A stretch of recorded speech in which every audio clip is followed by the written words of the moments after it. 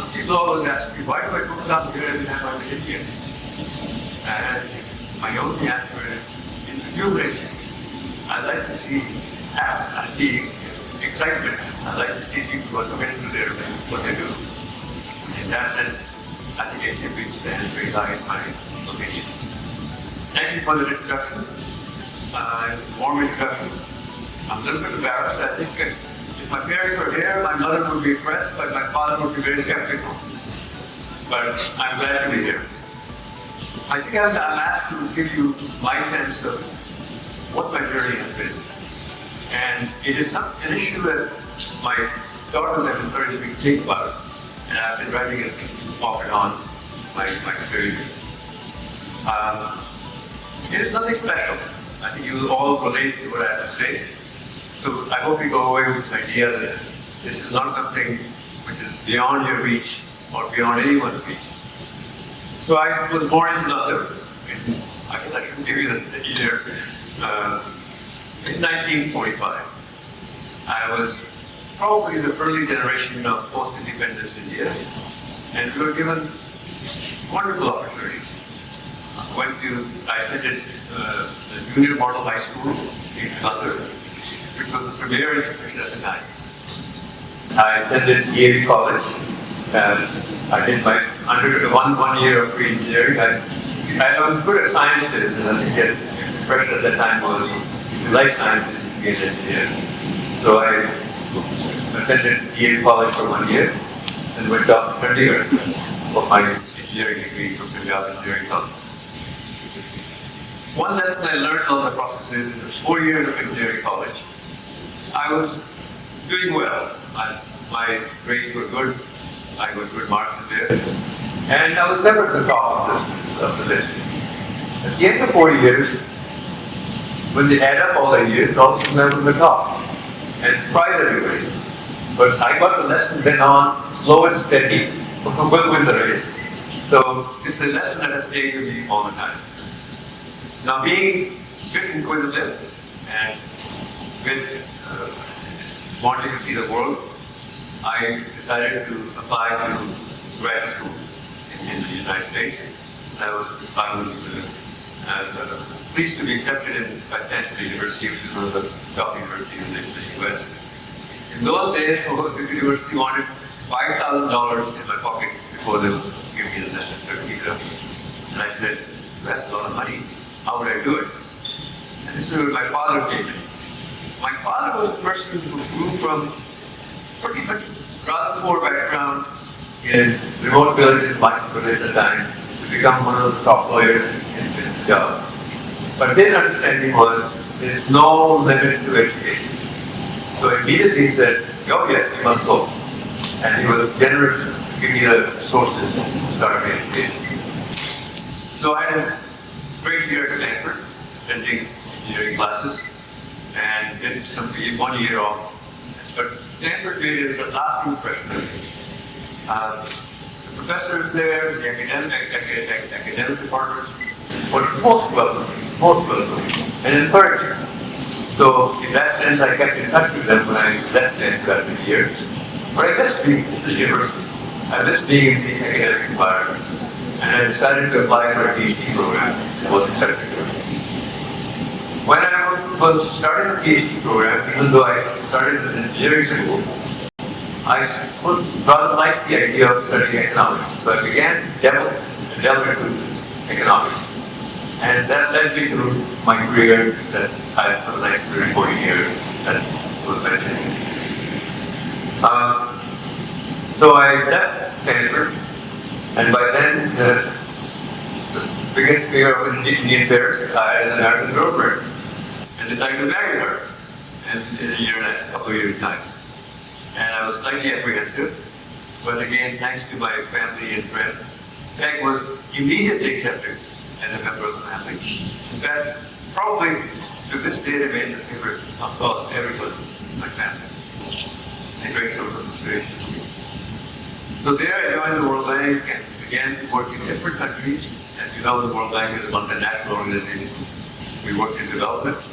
I had several projects in India, and I began to see What makes development happen there?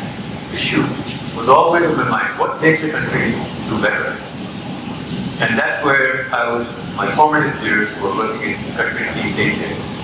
And when it got these countries are doing so well. Why are they doing so well? And the lesson I learned is leadership. They were well led.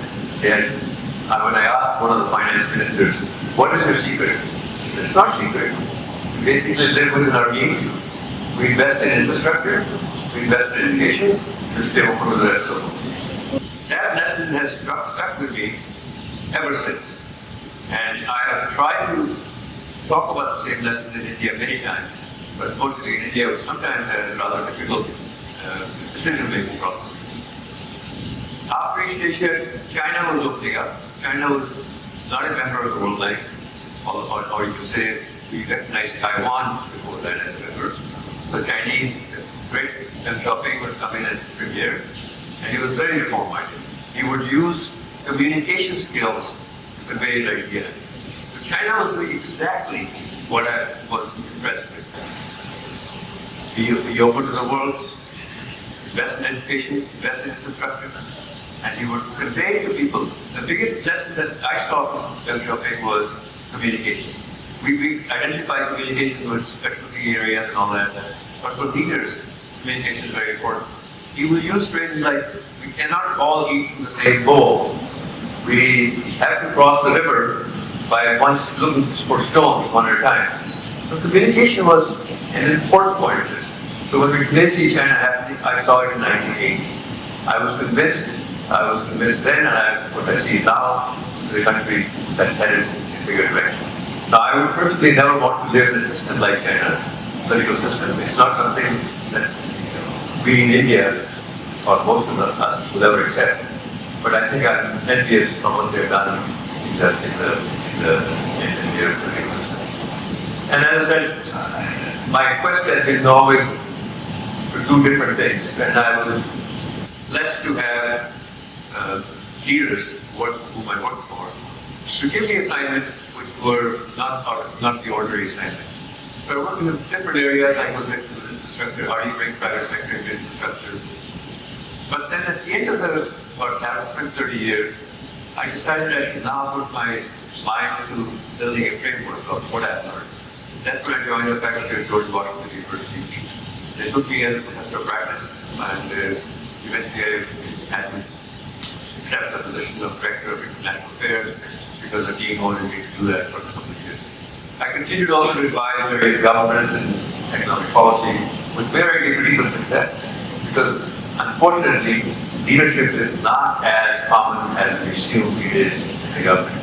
Not all leaders want to hear the bad news. So sometimes my job was to tell the finance minister that no, what you're trying to do is not the right area, it's not going to work.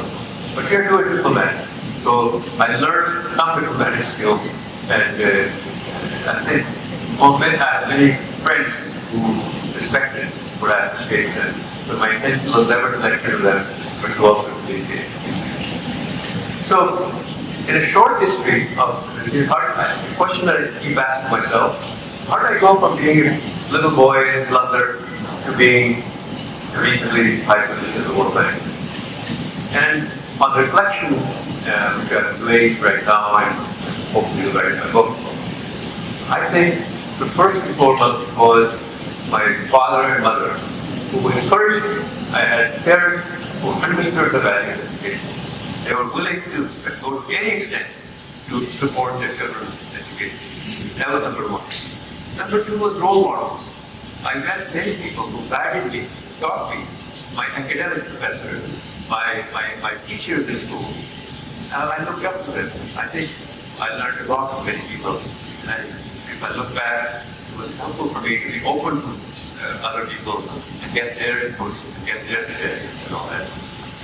The third, of course, is having people who have a vision that we share. And then we have to seek them out. I had to seek them out. I have to say, I like what he's doing, what she's doing, and what can I do to learn from her? So I have many role models of myself that I follow. And the last thing I would say is luck plays a role. Luck plays a role. But as the old saying goes, the harder I work, the luckier I get. So that applies to me as well. I think I was hardworking, not exceptionally so, but reasonably so. I was open to the world, open to ideas, and I make sure that there are people who support me and interact. That leads me to what I'm doing today, what I've been doing for the last few years with my retirement. I try to support, I've adopted growth education as an area that interests me, that I think is one of the most important areas. And I'm glad to see institutions like HMV coming up and giving us that basic fundamentals of economic development that I think is essential for any country. I think my story is rather simple. It is something any one of us can achieve. It is not something that is earmarked for only a few people. And I encourage you to look for opportunities, seek out people who are your mentors, and not be afraid to take on big challenges. That's my lesson.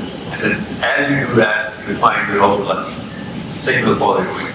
So let me end there and open any questions you have.